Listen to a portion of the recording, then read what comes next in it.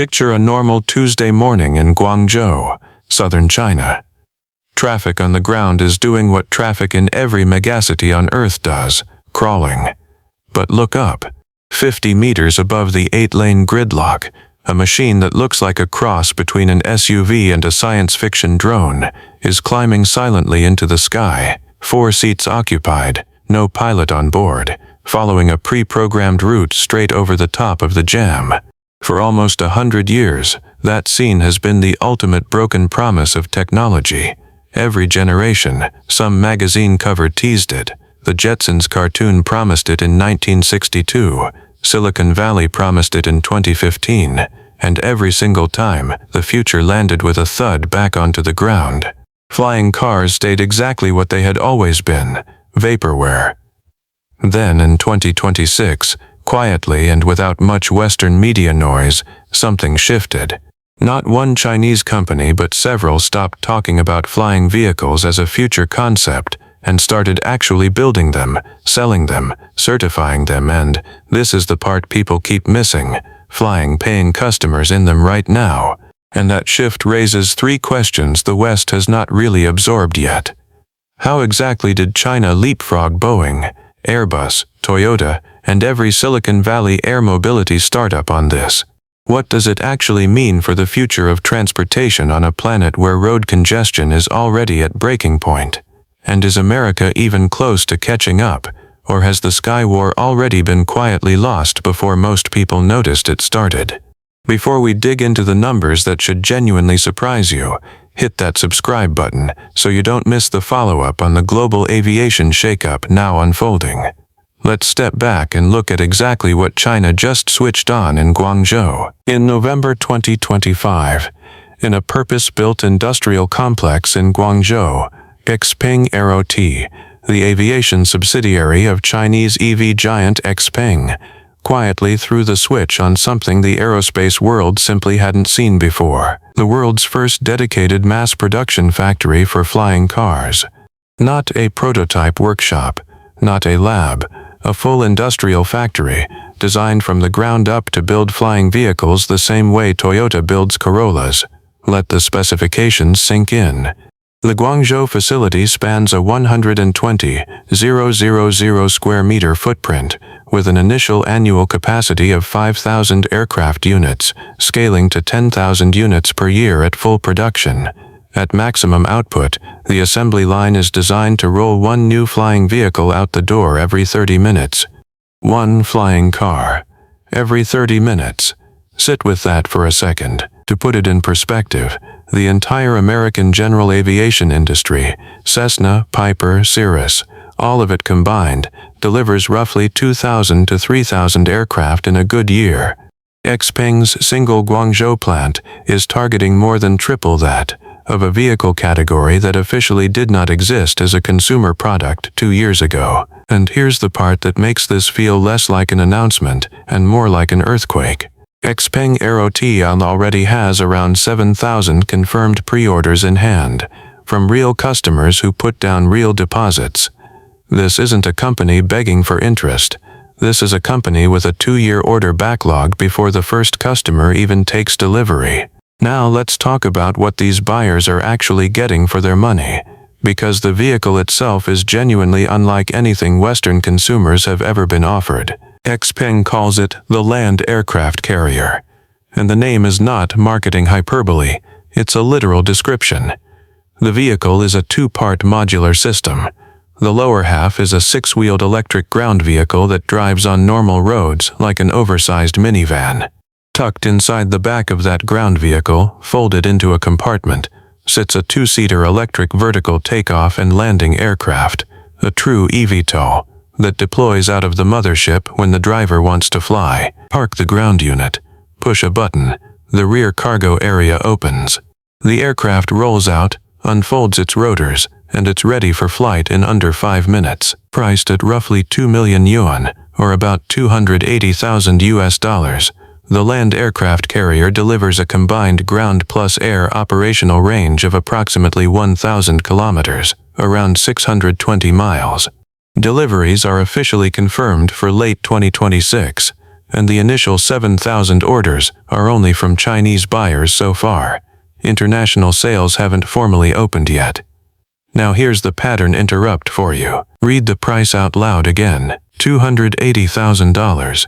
That is less than a base model Rolls-Royce Ghost, less than most single-engine four-seater private aircraft on the American market, roughly the price of a nice suburban house in Texas. For an aircraft plus vehicle combination that would have cost $50 million and required a helicopter pilot's license to operate 10 years ago.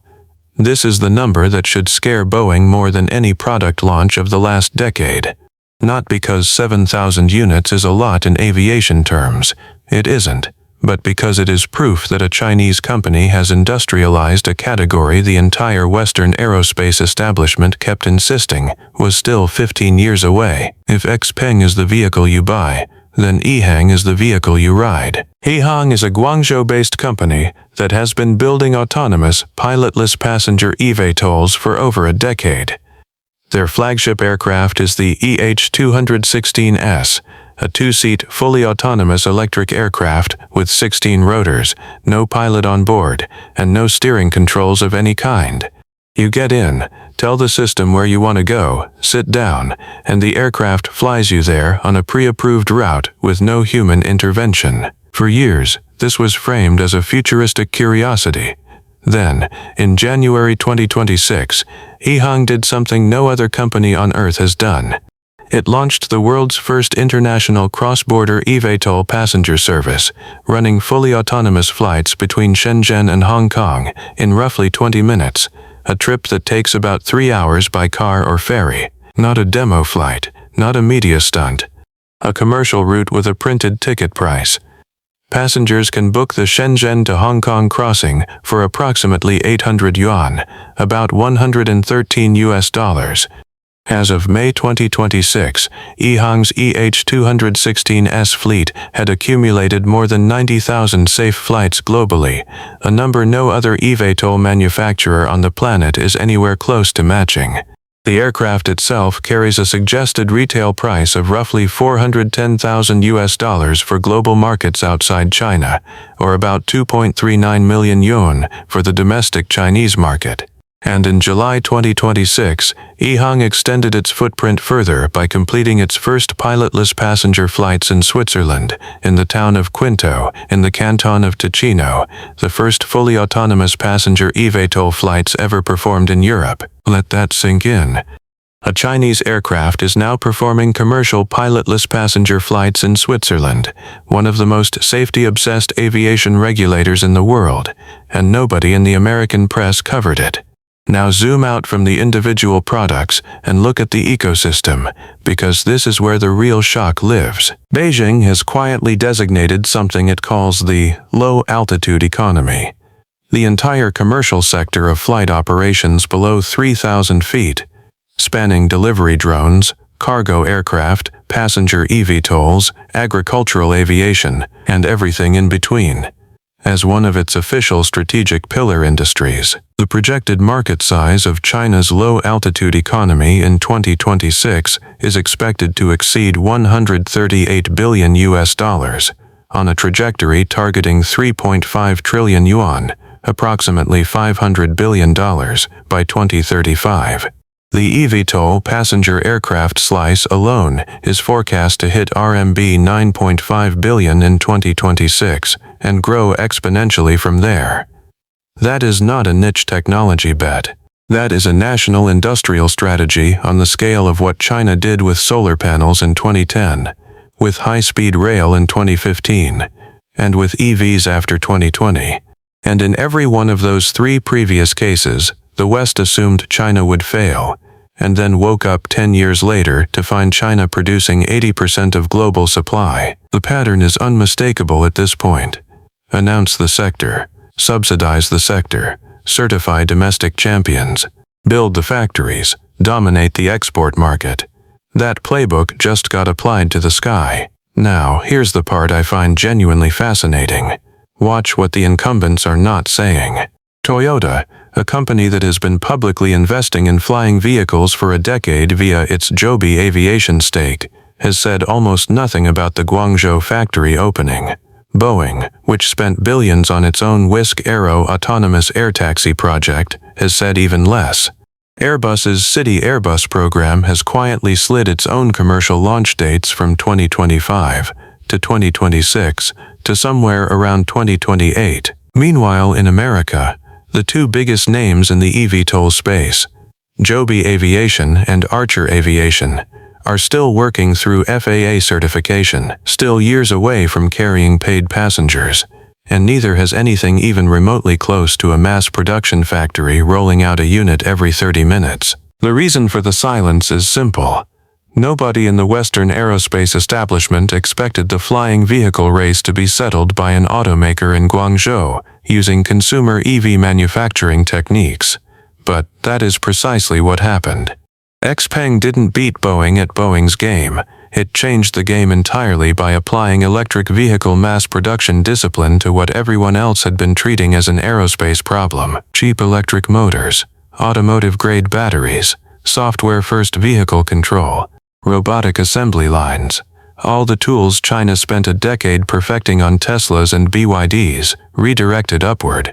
And that is exactly the kind of cross-industry leverage American manufacturing simply cannot match right now, because America doesn't have a dominant consumer EV manufacturing base to leverage in the first place. Let's be honest about the reality check here. Producing a flying vehicle is one thing. Getting permission to actually fly it over populated cities is an entirely different mountain. In the United States, the FAA certification pathway for a new autonomous passenger aircraft still routinely takes 7 to 10 years and hundreds of millions of dollars per company. Which is why Joby and Archer, despite years of hype and billions in funding, are still not carrying commercial passengers as of mid-2026. China took a very different route. In October 2025, the Civil Aviation Administration of China, CAAC, formally issued type certification for autonomous passenger eVTOL operations, the world's first regulatory framework designed specifically to let pilotless air taxis fly commercial routes over populated areas. Not a demonstration permit, not a research exemption, a full production and operation certification, which is exactly what let EHang open the Shenzhen-Hong Kong route in January 2026 while its American competitors were still filing paperwork with the FAA. And that regulatory head start might turn out to be even more consequential than the manufacturing head start. Because, in aviation, whoever certifies the operating rules first tends to set the global template. When African, Southeast Asian, Middle Eastern, and Latin American regulators write their own eVTOL rulebooks over the next 3 to 5 years, they are far more likely to copy China's already working framework than to reinvent it. So let's cut through the noise and answer the question this video started with. What does China's flying vehicle actually mean for the rest of us? Short term, the next 2 to 3 years. These vehicles will remain primarily a Chinese market phenomenon.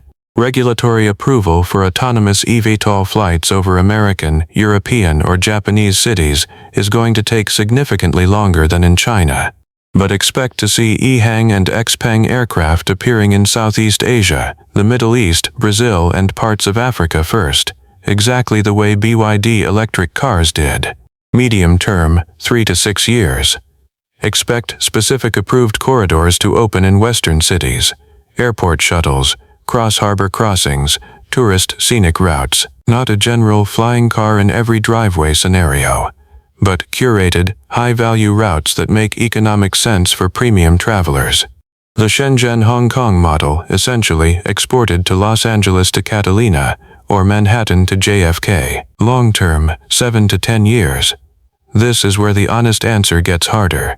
Either China's early lead compounds into a Boeing versus Chinese eVTOL global duopoly, or Western regulators and manufacturers finally catch up and the market becomes genuinely global. My honest read is closer to the first scenario. The manufacturing lead alone is enormous, and the regulatory head start is arguably bigger. One thing this is not. It is not a wholesale replacement for cars. Even at maximum production, XPeng's Guangzhou factory will churn out 10,000 aircraft per year. Compare that to the roughly 80 million cars produced globally every year. Flying vehicles will supplement personal mobility for the wealthy and enable specific point-to-point routes. They are not going to eliminate the traffic jam in your neighborhood anytime soon. Zoom all the way out, and here is what this story is actually about. It is not about one flying car, or one Chinese company, or even one factory in Guangzhou. It is about the pattern. Every 10 years, the West has confidently declared that a specific advanced manufacturing category is too complex, too capital-intensive, too regulated for China to dominate. Solar panels in 2010, batteries in 2015, electric vehicles in 2020, autonomous aircraft in 2025. And every single time, China has spent the following decade quietly building the factories, certifying the products, and cornering the global market, while Western commentators wrote think pieces about why it couldn't be done. The flying vehicle is not shocking because it flies. The flying vehicle is shocking because it is the fourth data point in a row on the same trend line, and the trend line is unmistakably one-directional. So here is what we actually know as of 2026. XPeng AeroHT has a working factory in Guangzhou, 7,000 confirmed orders, and deliveries beginning late this year. EHang has 90,000 safe flights logged, an operational cross-border passenger route between Shenzhen and Hong Kong, and just completed pilotless commercial flights in Switzerland. China's low-altitude economy has crossed $138 billion in projected 2026 market size, on a trajectory toward $500 billion within a decade. The regulatory framework is in place. The industrial infrastructure is running. Here is what we don't yet know. Whether the safety record survives the transition from thousands of flights to millions. Whether Western regulators respond with matching frameworks or reflexive protectionism. And whether the American aerospace establishment can adapt before this becomes a permanent competitive gap the way solar and EVs already have.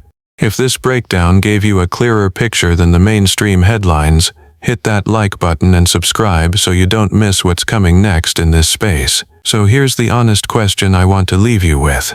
If a fully autonomous, pilotless Chinese flying vehicle showed up in your city tomorrow offering to fly you across town for $100, would you get in it? Or does the whole idea still feel like tomorrow's problem? Drop your answer in the comments below. Thanks for watching, and I'll catch you in the next one.